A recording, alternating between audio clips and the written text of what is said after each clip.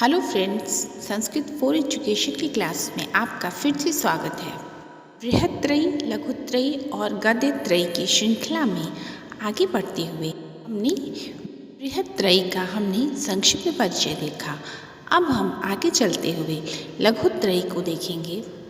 लघुत्रयी की जो रचनाएं हैं, मेघदूत, कुमार संभवम और रघुवंशम, इन तीनों के ही प्रणेता महाकवि कालिदास हैं।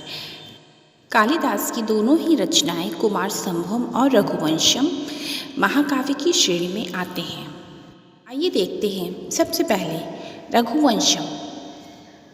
रघुवंशम के रचयिता हैं महाकवि कालिदास और इसके नायक हैं दिलीप, रघु, अज, दशरथ, राम और जो रघुवंशी राजागण हैं वो सारे रघुवंश के नायक हैं।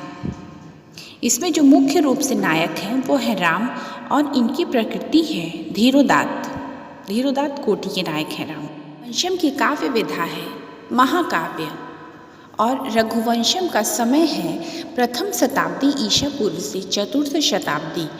इसके विषय में विद्वानों में काफ़ी मतभेद है। और रघुवंशम की सर्ग संख्या है 19। संपूर्ण श्लोकों की संख्या है 1569।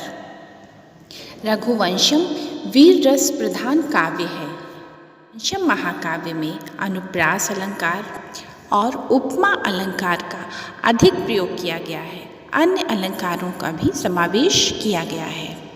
कालिदास वैदर्भी रीति के कवि हैं, तो इसमें रघुवंशम में वैदर्भी रीति का प्रयोग किया गया है।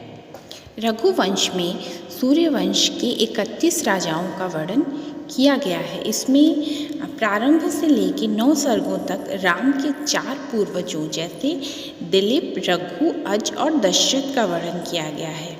और 10 से 15 सर्गों तक रामचरित का वर्णन, 16वें से लेकर 19वें में राम के वंश का वर्णन किया गया है। रघुवंश के कारण ही कालिदास को दीपशिखा कालिदास की उपाधि प्राप्त हुई है। रघुवंश महाकाव्य का वर्णन राजा दिलीप के वर्णन से होता है और समाप्ति रघुवंश महाकाव्य का वर्णन शिव और पार्वती के नमस्कारात्मक मंगलाचरण की स्तुति से होता है। रघुवंशम की उपजीविका का श्रेय रामायण को दिया जाता है। आगे चलते हैं। अब हम लोग देखेंगे लघुत्रयी के द्वितीय रत्न को। कुमार संभवम के प्रणेता है महाकवि कालिदास और इसके नायक हैं संभवम के नायक हैं भगवान शिव और इसके प्रतिनायक हैं तारकासुर। कुमार संभव की सर्गों की संख्या है 17 और इसकी उपजीविका का श्रेय शिव पुराण, रामायण और महाभारत को दिया जाता है। कुमार संभवम का अंगी रस है श्रृंगार। कुमार संभवम में कालिदास द्वारा सर्वाधिक उपजाति छंद का प्रयोग किया गया है। कुमार संभवम के कुल श्लोकों की संख्या है 1096।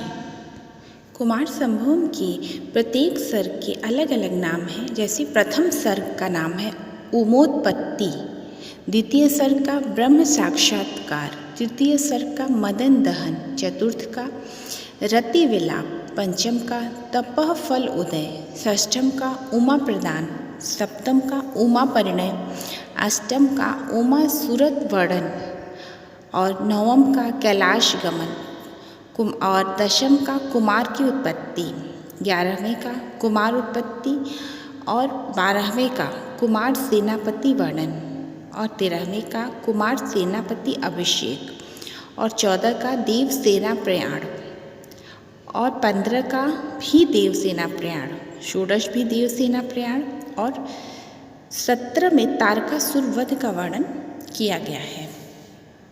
कुमार संभवम की नायक और नायिका हैं शिव और पार्वती। अन्य पात्र हैं हिमालय, मेना, शिव, पार्वती, नारद, तारकासुर, ब्रह्मा, इंद्र, कामदेव, रति, सप्तर्षि, कुमार कार्तिकेय आदि। कुमार संभवम का समय है 150 BC से 475 AD तक माना गया है।